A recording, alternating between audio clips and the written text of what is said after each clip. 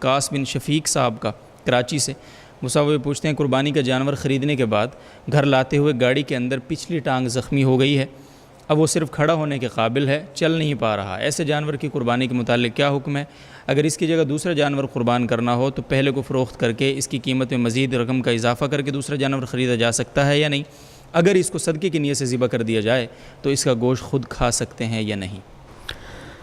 جانور لاتے ہوئے اگر زخمی ہو گیا اور اتنا لنگڑا ہو گیا کہ چلنے کے قابل بھی نہیں رہا وہ، تو اس کی قربانی جائز نہیں ہے۔ لہذا اب اختیار ہے کہ آپ چاہیں اس کو بیچ دیں، چاہیں اس کا گوشت صدقہ کر دیں۔ اگر صدقہ کرتے ہیں تو خود بھی کھا سکتے ہیں، پورا جانور بھی خود کھا سکتے ہیں، آپ پورا جانور کسی کو کھلا بھی سکتے ہیں، جیسے چاہیں کریں آپ، سب جائز ہے۔ البتہ بیچنے کی صورت میں اگر آپ نے اس جانور کو بیچ دیا تو نیا جانور جب آپ لیں گے تو آپ کو جو اس میں نفع ہوا ہے، یعنی جانور آپ یا تو اتنی ہی قیمت کا لیں جتنا میں آپ نے پہلا جانور بیچا ہے،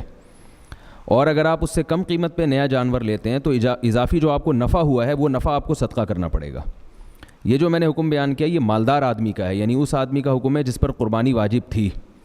اور ایک غریب آدمی ہے جس پر قربانی واجب نہیں تھی، وہ اگر جانور لا رہا ہے اور جانور کی ٹانگ ٹوٹ گئی اور اتنی جانور زخمی ہو گیا کہ اب چلنے کے قابل نہیں ہے، تو غریب آدمی اسی جانور کو بھی قربان کر سکتا ہے۔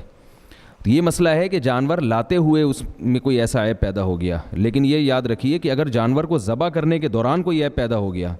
جیسے قصائی جب جانور گراتے ہیں تو بعض دفعہ اس وقت اس کی ٹانگ ٹوٹ جاتی ہے یا کوئی عیب پیدا ہو جاتا ہے، تو وہ بلا کراہت جائز ہے، اس میں امیر اور غریب کا کوئی فرق نہیں ہے، اس کی قربانی بلا کراہت سب کے لیے جائز ہے۔